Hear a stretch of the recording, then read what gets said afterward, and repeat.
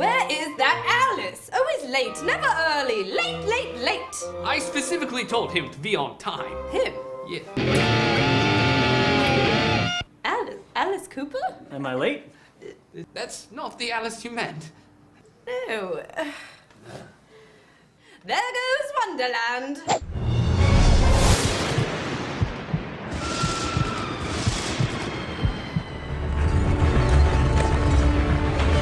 Alice, you're terribly late, you know. Naughty.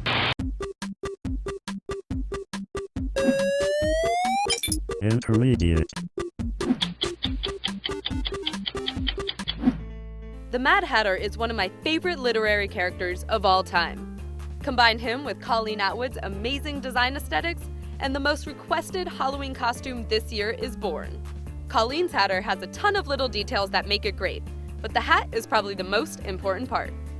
Start out by using a piece of poster board that's 10 inches tall and when rolled into a cylinder, fits around your head with room to wear a wig.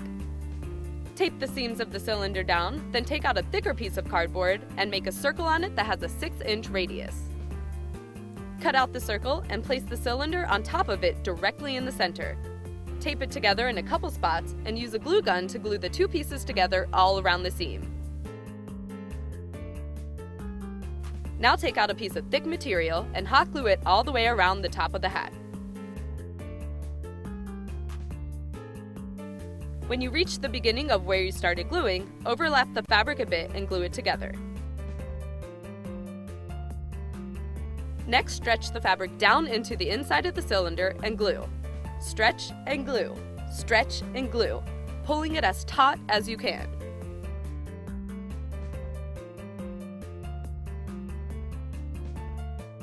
Cut a circle out of the fabric that's the same size as the top and glue it on.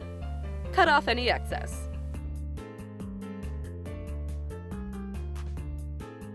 I also added a layer of old lace curtain in the same manner, but that's optional.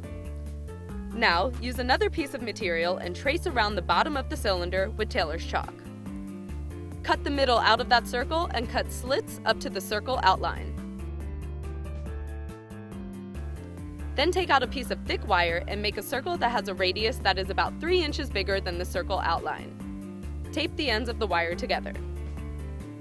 Cut a rough circle shape around your circle outline, big enough to extend over the wire circle. Place the piece on top of the bottom of the cylinder and hot glue the slits to the inside. Now lay that part over the wire circle and pin the fabric over the wire, stretching it super taut.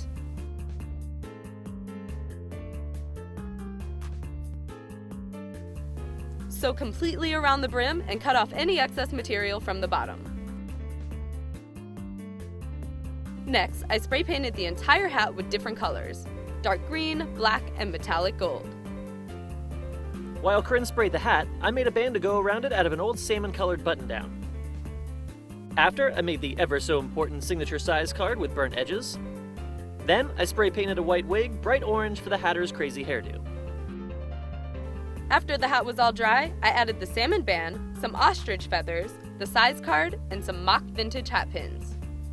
And you have the Mad Hatter top hat. When we return, we'll show you how to make the rest of the outfit. On $99 Music Videos, we challenge filmmakers to create original music videos for hot new bands on a budget of no more than $99. Every Tuesday and Thursday at $99musicvideos.com. Have a home decor dilemma? We'll help you solve it on Decor It Yourself, new every Wednesday, right here on Threadbanger. Welcome back. To complete the Mad Hatter Ensemble, you need an overcoat, pinstripe pants, fingerless gloves, the signature bow scarf, an arsenal of thread, a vest, and a collared button-down. For the overcoat, I dyed an old tan corduroy blazer green. Then sewed some lace to the lapel for added texture.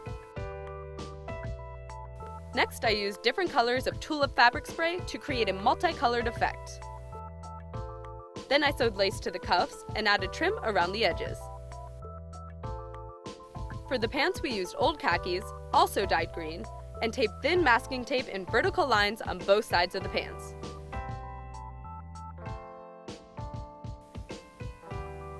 Then I took over and spray painted them with purple paint, let them dry, and removed the tape. And just like that, pinstripe pants. Next up, I created the fingerless gloves simply by tracing around my hand and pinning both of the 2 layers of fabric together. Then, cut them out, sew them together, and you got some fingerless gloves. For the Hatter's signature scarf, I used a wide strip of an old sheet and tulip one-step black dye to create a blotching effect. Then I used pink and yellow fabric spray to fill in most of the white spots.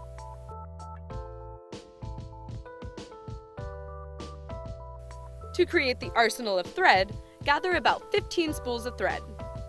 Remove the labels from each side and use a long piece of yarn to weave them together like so.